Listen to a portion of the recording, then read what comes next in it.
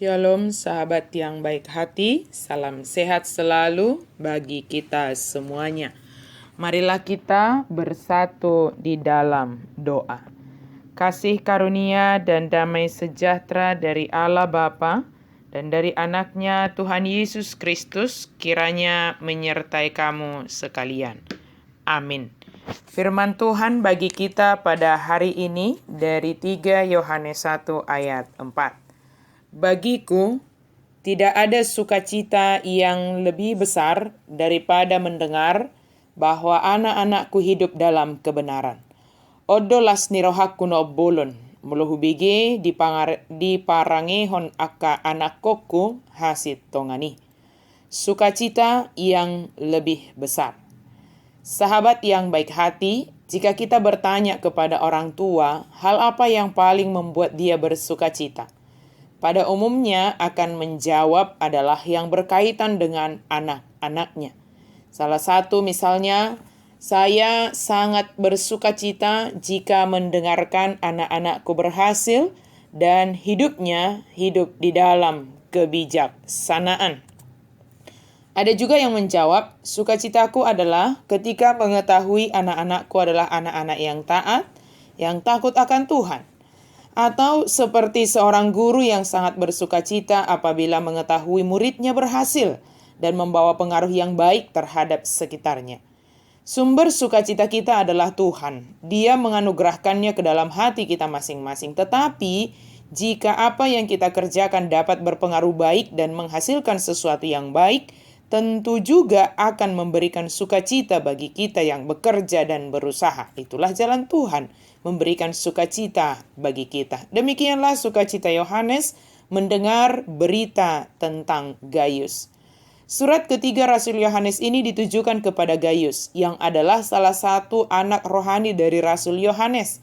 Rasul Yohanes sangat mengasihi Gaius sehingga ia menulis surat khusus kepada Gaius.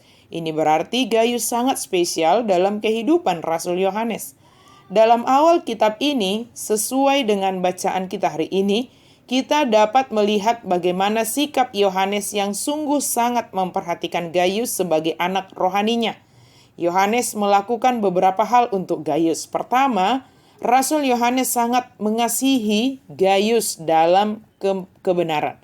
Kasih itu memang harus dimiliki oleh setiap orang. Namun, kasih dalam kebenaran. Kasih dalam kebenaran berarti bukan kasih yang buta, melainkan kasih yang tetap berdasarkan prinsip-prinsip kebenaran. Kasih bukan berarti membiarkan jika orang yang kita kasihi berbuat salah, tetapi menegur dan menasihati agar orang yang kita kasihi dapat kembali kepada jalan yang benar. Kedua, Rasul Yohanes sangat memperhatikan Gaius dan selalu berdoa untuknya. Kita pun seharusnya mendoakan dengan setia orang-orang yang ada di sekitar kita, terlebih anak-anak kita, anak-anak rohani kita juga. Mereka membutuhkan doa-doa kita. Selain itu, kita pun perlu memperhatikan mereka secara khusus, seperti bagaimana keadaan mereka, baik secara jasmani, terlebih secara rohani.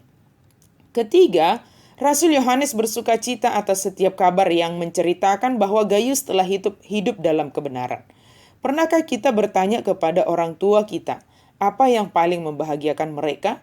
Saya yakin salah satu jawabannya adalah ketika mereka melihat kita tumbuh, belajar, dan akhirnya berhasil mencapai apa yang kita cita-citakan.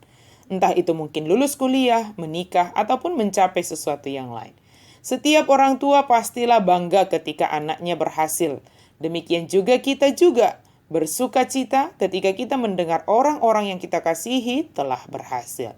Terlebih berhasil hidup dalam kebenaran firman Tuhan serta memuliakan Tuhan. Gaius ini adalah salah satu murid Yohanes yang telah dipakai Tuhan secara luar biasa. Sahabat yang diberkati Tuhan, dalam hidup ini tidak baik jika kita hanya menuntut orang lain, menuntut anak-anak kita, menuntut murid-murid kita, atau orang yang sedang kita bimbing, memberikan yang terbaik jika kita belum membekali, mengajari, dan melatih mereka dengan hal yang terbaik. Ketika kita telah melakukan peran kita sesuai dengan tugas dan tanggung jawab kita, maka sukacita yang lebih besar dan merupakan berkat jika kita menikmati, menyaksikan hasil dari apa yang kita kerjakan. bukan ingin membanggakan dan mengandalkan hasil pekerjaan, tetapi tetap bersyukur. Sebab apapun yang kita lakukan boleh berhasil adalah karena berkat Tuhan. Sukacita yang lebih besar karena anak-anak kita hidup dalam kebenaran tentu karena Allah memberkati mereka dan juga memberkati kita sebagai orang tua dalam mendidik mereka. Sukacita yang lebih besar seorang guru mendengar anak didiknya berhasil adalah karena Tuhan memberkati sang guru yang mengajar dan juga anak didik yang rajin dan tekun belajar. Tetapi apabila belum berhasil dan kemungkinan perilaku mereka menyimpang, janganlah menjadi menggerutu, bersungut-sungut. Mari mohonkan kepada Tuhan menolong kita melakukan peran dan tugas tanggung jawab kita dengan baik. Semoga dapat memengaruhi anak dan orang sekitar kita menjadi lebih baik dan membawa sukacita yang lebih besar bagi kita. Sebagai anak-anak yang telah dididik dalam kebenaran, hendaknya kita melakukan apa yang benar menurut firman Tuhan. Anak-anak yang hidup dalam kebenaran akan membawa sukacita yang lebih besar bagi orang di sekitarnya. Ramah dan baik serta berlaku benar bagi semua orang. Melakukan yang terbaik sesuai dengan kemampuan dan kebutuhan dari orang yang ada di sekitar kita. Dengan demikian, kita menjadi tangan-tangan Tuhan yang membawa sukacita yang lebih besar bagi orang di sekitar kita. Amin. Mari kita berdoa. Terima kasih Tuhan untuk firman-Mu. Biarlah kami senantiasa melakukan apa yang sesuai dengan kebenaran Tuhan, sehingga itu membawa sukacita bagi kami dan juga bagi orang di sekitar kami. Dalam nama Yesus kami berdoa dan bersyukur. Amin.